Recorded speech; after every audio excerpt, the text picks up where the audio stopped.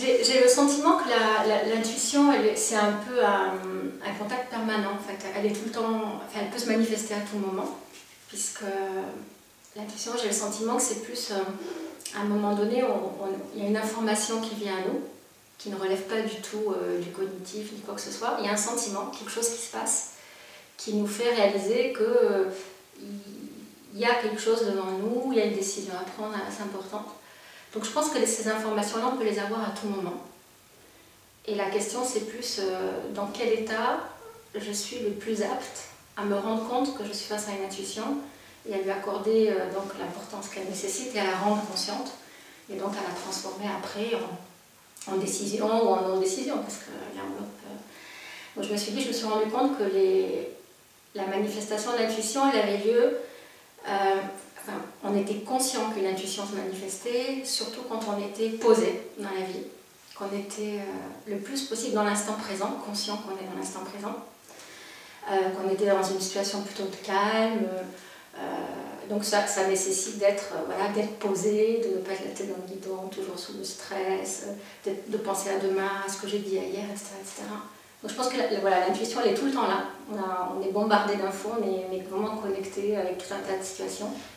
Et on est comme un capteur, et elle se manifeste à nous quand on est conscient, quand on est à l'instant T, qu'on est dans l'ici et maintenant, quand on est calme, posé. On a tellement l'habitude d'être dans la mesure du risque, et si ça ne marche pas, est-ce que c'est bon, est-ce que c'est pas bon, à essayer d'analyser, alors qu'une intuition, je pense que par définition, elle est forcément bonne, puisqu'elle nous donne une info qui nous concerne. Et la peur, on est comme dans une société où on est tellement à prévoir la retraite, les garanties obsèques, la transmission du patrimoine, le chômage, et après qu'est-ce qui va se passer, et puis les prêts sur le long terme, et puis on achète un truc et on paye en divorce. On est tellement comme ça, que je crois qu'on est devenu un peu peureux de s'écouter. Donc les freins, j'ai l'impression que c'est plus tout ce qui concerne notre raisonnement mental, la crainte du lendemain. Et l'ego aussi, je crois que l'ego, quand on est trop centré sur son ego, qu'on a nos certitudes, qu'on a l'impression que tout ce qu'on pense c'est bien, etc., ça, c'est des freins aussi. Et c'est dommage parce que du coup j'ai l'impression que pour écouter son intuition, il faut apprendre en fait à casser tout un tas de coquilles éducatives de la famille, de la société qui se sont installées. Et c'est très dur de faire ça, c'est très dur. Et on peut le faire qu'effectivement lorsque l'on est au calme, posé, qu'on a confiance en soi. J'ai le sentiment que certitude et intuition, c'est quelque part un peu antinomique. Voilà, parce que il me semble que l'intuition, ça vient vraiment en amont de l'amont de tout. C'est-à-dire une information, quelque chose qui se présente à nous, qu'on perçoit. Et la certitude, elle est plus liée à des croyances ou à des enfermements de pensée, d'éducation. C'est plus lié au cognitif, à la limite, à notre expérience de vie, à comment on s'est construit, aux peurs que l'on a eues, à notre état du moment. Tout le monde sait qu'il y a des certitudes qui sont complètement fausses et infondées, et des croyances aussi. Donc je pense que justement le propre de l'intuition, c'est qu'il y a zéro certitude, et qu'elle se situe même avant ça, et qu'une certitude peut casser l'effet d'une intuition même, je dirais. Je prends un exemple tout bête, quand j'ai vu votre mail, je me suis dit, mais je ne sais pas pourquoi je reçois ce mail, mais l'intuition, tiens, ça me plaît, j'ai vraiment envie d'aller voir ce qui se passe. J'aurais pu me dire, non, que c'est que pour des chefs d'entreprise, j'ai la certitude que je n'aurai rien à apporter et j'y vais pas, par exemple. Voilà. Et puis après, une intuition, par définition, c'est une info qu'on perçoit comme ça, on ne sait pas trop, parce qu'elle arrive vraiment en amont.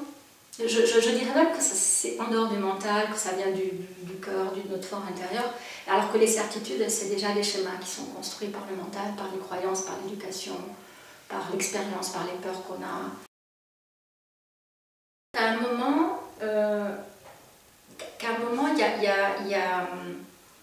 il y a quelque chose,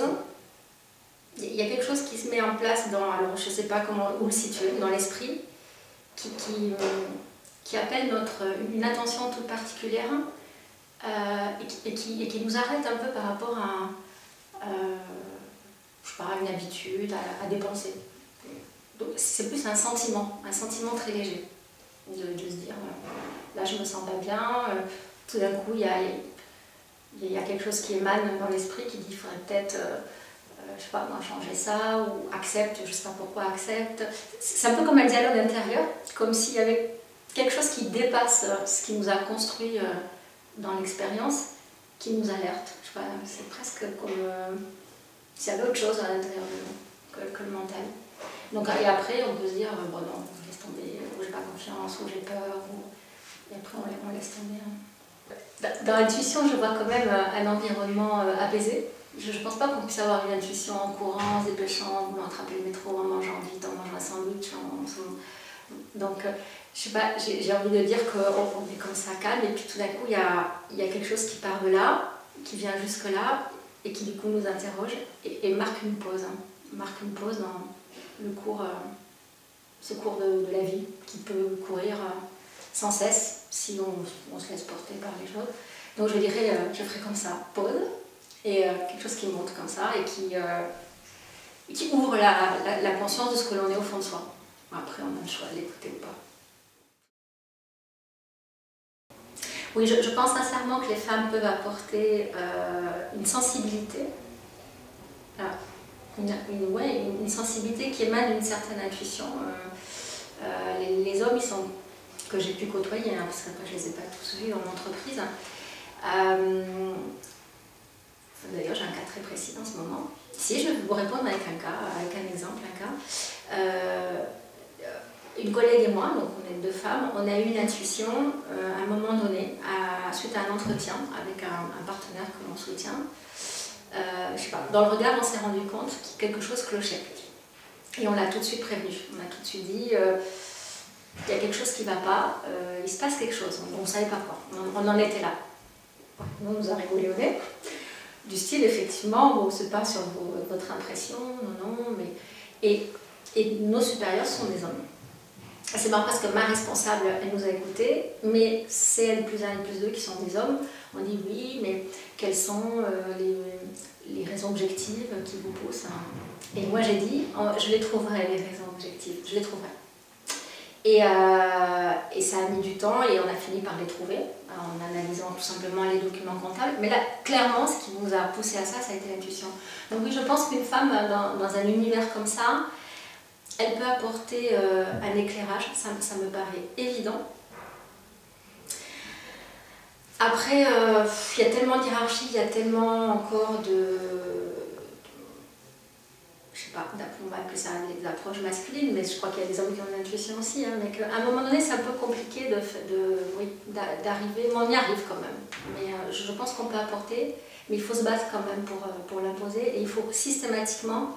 Moi, ce que je retiens, c'est que l'intuition, en fait, elle doit nous servir à nous, mais qu'on doit vite après la transformer en un discours qui soit audible de ceux qui n'ont pas eu l'intuition, de ceux qui n'ont pas ressenti ça, ce qui paraît logique, parce que moi, ce que j'ai vu dans le regard de mon interlocuteur, mes responsables n'étaient pas là, donc on ne peut pas se baser que là-dessus, mais je pense qu'eux, ils ne l'auraient pas vu. Parce qu'ils étaient plus dans le politiquement correct, ils savaient que cette personne, c'est quelqu'un qui a pignon sur rue, qui a des très hautes relations, ce qui est un peu compliqué pour aller jusqu'au bout de la chose.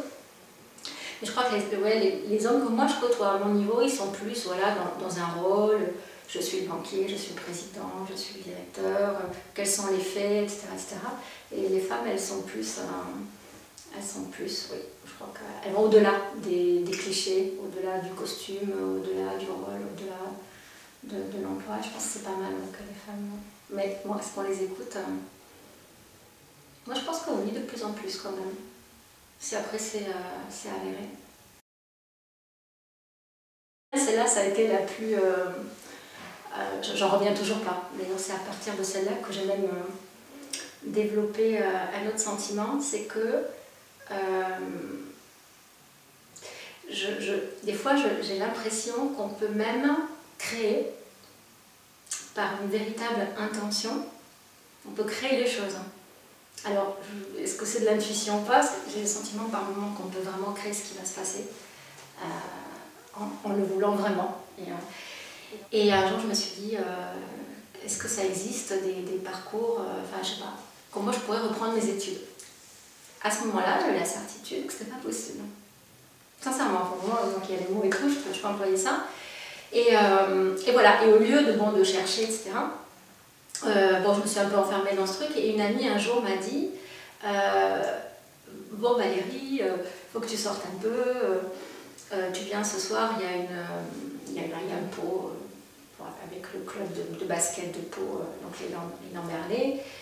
Et alors moi j'avais pas du tout envie, ma première réaction ça a été de dire le basket c'est pas mon truc, j'ai pas envie de sortir, je ne sortais jamais le soir.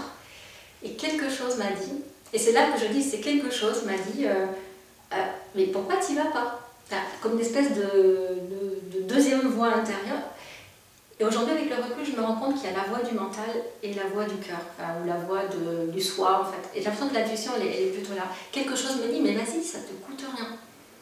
Or, des fois, je dis, vas-y parce que tu vas t'amuser, vas-y parce que tu vas... Là, j'avais strictement aucun argument. Il y avait juste quelque chose qui me disait, vas-y. Et donc, j'ai décidé, je ne sais pas pourquoi, d'écouter ça. Et j'y suis allée. Et donc, les 3 quarts de la soirée, je me suis bien embêtée. Je me suis dit, qu'est-ce que je fous là? Je dis vraiment... Puis à un moment donné, j'étais prête à partir et je vais pour voir mon amie pour dire je pars. Et pile à ce moment-là, quand moi j'arrive vers elle pour lui dire bonjour, elle allait dire bonjour à quelqu'un qu'elle avait vu. Et en fait, donc 3 trajectoires de vie se sont rassemblées en un point. Et elle me dit, tiens, mais je ne sais pas si tu connais monsieur Lager, il s'appelle... moi, ce nom me disait quelque chose. Et mon grand regret, c'est de ne pas avoir poursuivi l'école supérieure de commerce. Donc à Pau, puisque j'habitais à Pau. Et là, je réalise que en fait, j'ai le directeur de l'école supérieure de commerce de Pau en face de moi. Donc la probabilité enfin, que je fasse le lien entre une soirée basket, un soir par hasard, cette copine, ça faisait un mois ou deux que je l'avais pas eu au téléphone et tout. Et là, j'étais tellement enthousiaste. Et là, j'ai rassemblé le... Mais je sais pourquoi je voulais venir et tout. Alors, j'étais tout enthousiaste, j'ai fait des bons et tout. Je me rappelle toujours, monsieur Lager a été très très surpris. Et il m'a dit, mais vous... donc je lui explique. Je lui dis, mais c'est fou que je vous rencontre, ça fait un moment que je pense à ça. Et il m'a dit, mais vous savez que depuis cette année, on a mis en place un parcours de formation, enfin de parallèle, pour les gens qui sont déjà en emploi et qui veulent reprendre leurs études et avoir le diplôme Sudeco. Et là, bon, après ça a été un peu compliqué parce que je n'avais pas l'équivalence bac plus 2, etc. Mais je me suis tellement accrochée, le directeur, je lui dis, je ne vous ai pas rencontré par hasard, quelque chose m'a dit de venir. J'ai dit, vous ne pouvez pas me dire que je ne peux pas suivre ce parcours. Et ils m'ont fait faire des examens juste pour s'assurer que j'avais au moins le niveau bac plus 2. Et exceptionnellement, ils m'ont intégré. Et voilà, après j'ai eu le parcours, j'étais diplômée et ça a changé après. Après j'ai eu des postes de cadre très intéressants. Enfin bon, après ça a été